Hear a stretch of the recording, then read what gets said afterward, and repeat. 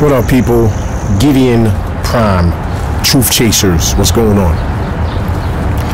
I just want to speak about something that is perceived to be untouchable in this country. Like, people don't speak against or even look at it in a certain way. They look at it in one type of way only, and that is in a way of reverence or just something that's worthy to have attention. But I'm just gonna come out and say it. Like, have you guys ever been watching ESPN and ever like wondered or noticed to yourself like, dang, man, these people are putting a lot of energy in dudes that are playing kids games. Like, these are playing games that are for kids. Like, kids can play basketball, baseball, football. This country is like, and I use sports more because sports is more valid than, let's say, other entertainments like music and especially movies. Because music, okay, yeah, music, it can be real too. A band get together, they just play music, and that's something that they have a gift at. But so music and sports, I give that a leg up on, you know, movies per se, especially the type of movies that come out today, but just basic performers and entertainment in general, but especially sports, because how sports has captured the imagination and just the attention of the country. I mean, it's crazy, man. I mean, I'm sitting here watching ESPN, and it's like there's just so much energy. And I mean, they had a poll on one of these ESPN programs, and they had a poll, and they actually asked people, and people voted, should Ron Artest shake the hand of James Harden, you know, at the beginning of the game tonight when the Oklahoma City Thunder beat the Lakers. They blew them out, and they was asking the question, like, I guess before the game, should he shake his hand? And they ran a poll, and people actually voted. Like, these people are, I mean, like, how bad does it have to get for somebody to like jump back and catch themselves like, man, like what the heck is going on? Now, I know sports plays a vital role in, let's say, young men, adolescent, teenagers, little kids. It teaches them discipline. It teaches them teamwork, camaraderie, strategy, discipline again. You know, these are things that are vital into turning, or it's a vital tool, or it's a good tool into help raising young boys into men. You can't knock that, and it's true, and it's there. You know, like, if I had, and I don't have any children, but if I had a son, I would definitely want him to play basketball as he's growing up. You know, it helps him, you know, it can keep you out of trouble. It can keep you away from the streets. And there's a lot of basketball players that has that as a testimony. If it wasn't for basketball, I probably would have been in the street. I mean, even Derrick Rose said that. Somebody as recent as Derrick Rose, the MVP of last year. I know LeBron James has an MVP this year, but the MVP of last year, he said he was in the gangs, and if it wasn't for basketball, he wouldn't have made it. And that's great. I'm not knocking that. But is basketball to be elevated to this type of level? Not only basketball, just sports, football. Like, is it really that serious, man? And I know it's hard because people, they love basketball, and I appreciate basketball too. I appreciate football too. You know, I watch it. It is entertaining. But what is entertainment? Like, does entertainment make you better? The only thing entertainment really does is it steals time. That's all it does. It doesn't really make you better as a person. And in America, entertainment is so exalted, man. I mean, that tells a story in itself. That really says that people really want to escape their lives. Like, their lives are so boring to them that they have to escape into something else to actually make it through the day. They have to have something to look forward to. And because, you know, people, they don't become great no more. Or people don't, you know, the perceived greatness is actually sports icons. You know, you got Michael Jordan and LeBron James, I mean, whoever it is, man. Ben Roethlisberger or Walter, I mean, whoever you want to name. Whatever person fits your fancy, name them. What's wrong with survival? There was a show called A Colony that I watch. It's on one of them National Geographic channels where they get a group of people, you know, like nurses, doctors, engineers, handymen, nutritionists, survival experts, and they get them together and they have some type of controlled experiment or social experiment to see what would happen if something catastrophic was to happen and there's no more power, electricity, running water, food available. How would people survive, and like how would it play out? They just put them in an environment that they had to actually protect and actually survive off of, like, you know, get water, get food, have plans of actions to make it. And would you choose, you know, Michael Jordan as one of your members of people that, you know, you're gonna make it with? You know, like, I know you have great basketball players, but is basketball great in itself? I mean, Michael Jordan, they say he's great, but he cannot be greater than basketball, because that's the thing that actually elevated him in people's perception, in people's minds. Like, what is great? I mean, great, like, you know, like the guy that created the refrigerator, I think that was a great thing he did. The guy that created the toilet, running water, piping system, the things that we take, you know, for granted. The guy who created phones and cell phones and all of that stuff. That's great. Can you compare things that we take, the things that we need for survival? Can you compare it to a dude taking a bouncing ball and putting it through a hoop with a set of rules that they have to follow? Like, you know, you can't travel and you have to take 3 steps before, or, you know, the rules of basketball or football. Can you put that on the same par? Can you put that on the same level as the guy who discovered electricity? Is it Isaac Newton, whatever his name is? If I got the name wrong, please forgive me. I'm pretty sure you tell me in the comments. But anyway, is it comparable? I mean, do you guys get what I'm talking about? And I know football and basketball is so elevated. Like, people, they're, you know, I mean, I can see the axes flying toward my head right now in the comments. You know, they're just gonna be throwing axes at me, you know, and that's all fine and dandy. But what's wrong with thinking like this, man?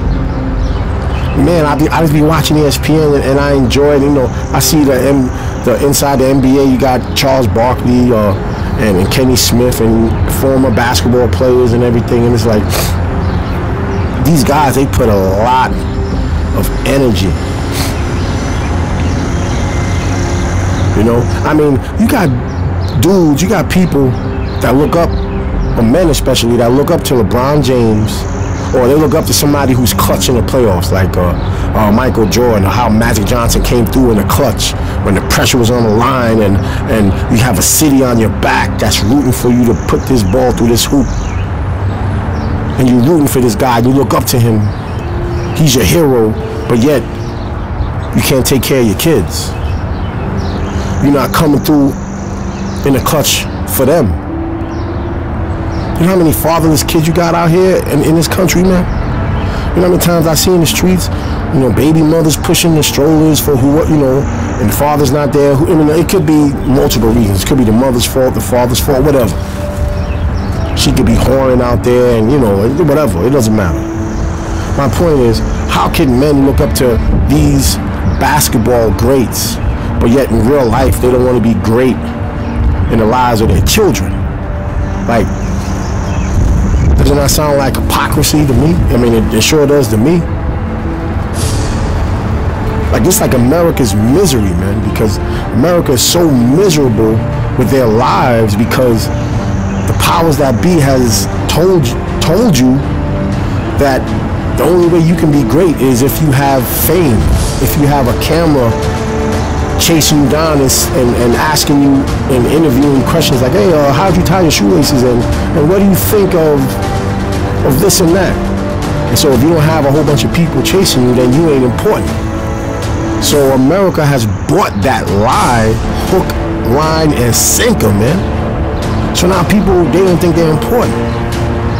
So because they don't feel great in their own eyes, but they have that urge to be great, they don't feel great, they have to live vicariously through celebrities and performers, and or both. That's the problem I have with it. Yes, I watch basketball. Yes, I watch baseball. You know, I'm mostly watching on ESPN because I don't really have the energy right now just to watch a whole game. Like, I work in the mornings and all that stuff, so I don't have that energy just to sit there and watch a game for 4 quarters. Not, you know, at least not now. Back in the day when I had my favorite players out there, Clyde Drexler playing, I could. But now, I don't have that energy. So I catch up on ESPN. And when I watch that, man, it's like, I enjoy, but then I definitely have to jump back and just be like, and just notice how sad it is when you look at it this way. Like, America is really, really lost, yo, in entertainment, man, and it's shameful. Like, they don't know. Like, World War III is about to break out over there in the Middle East, man, between Russia, China, Iran, Syria, Israel, United States. They're about to jump off World War III. And dude just like, yo, man, LeBron James, man, yo, he about to get a triple-double tonight, man. Word up. Nah, man, yo, he can't see my boy Granger. Granger, he gonna come back, yo. The Heat, they only won by a couple of points, man. They were struggling.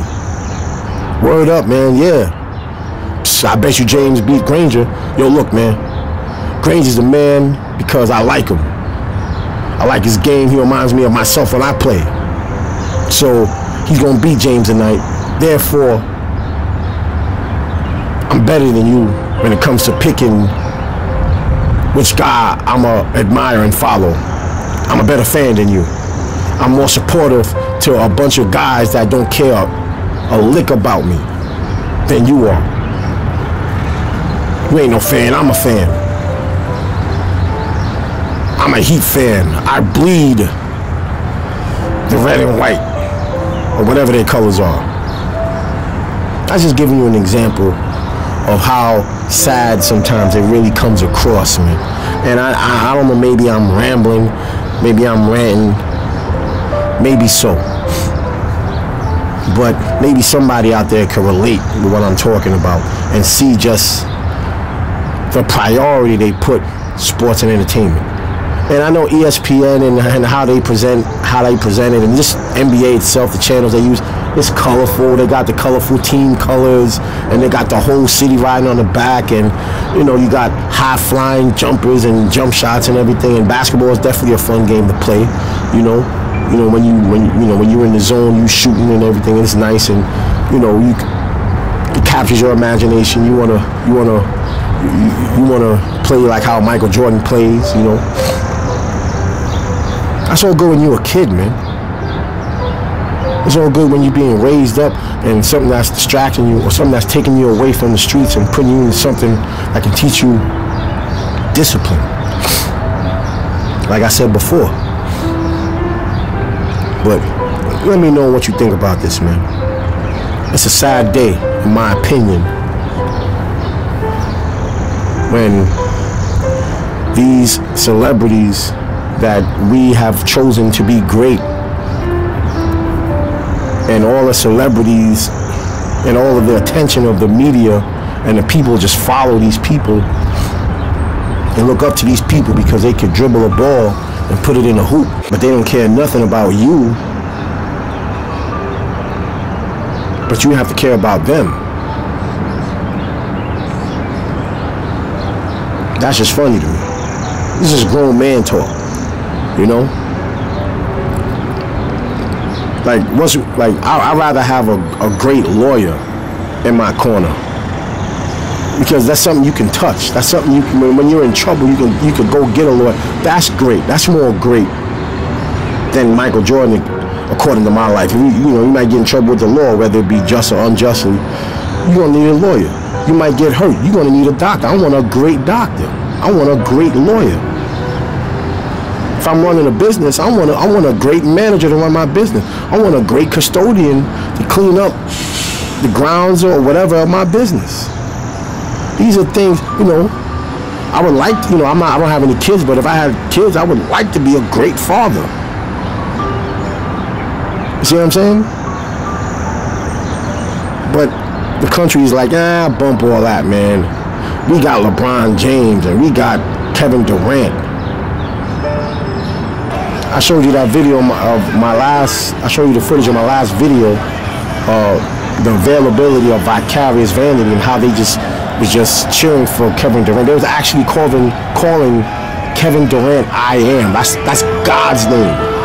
That's straight, it was blasphemy. I don't know if Kevin Durant chose that name for himself or people in Rucker Park was actually, chose that for him, whatever. They was calling the dude I am. They was calling him God because he can shoot a basketball and dunk. That's crazy, man. That is crazy. That's madness. That's insanity, yo. You go up to any man in the streets, yo, LeBron James, and it's gonna be a combo, because men have a need to analyze things, but we have to use that need that God has put in us towards our own lives, to analyze how we are in our situations and our jobs, and because we have that instinct that God put in us. But they take that instinct that God has took and they try to distract us with basketball. So we sitting here trying to analyze who's gonna win the game tonight. You got Stephen A. Smith, great analyst, guy, is a great mind and all that stuff, but they got him breaking down the ins and out of who's gonna win the game tonight and all of that. And there's nothing wrong with that. There's nothing wrong with, but that's just a need that we have.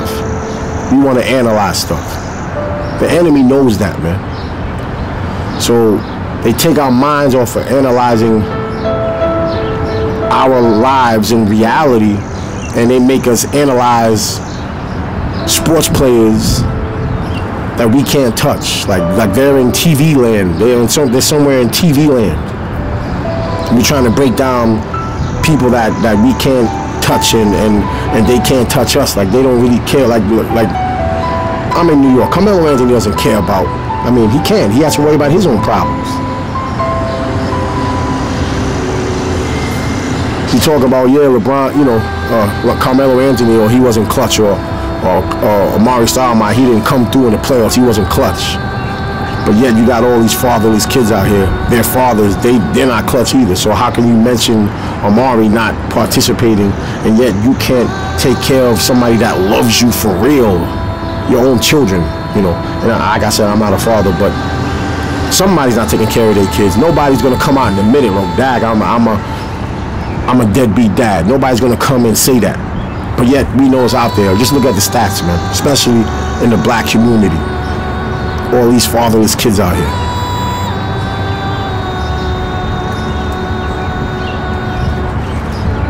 I don't know, man. Tell me what you think, man. Truth Chasers, 1.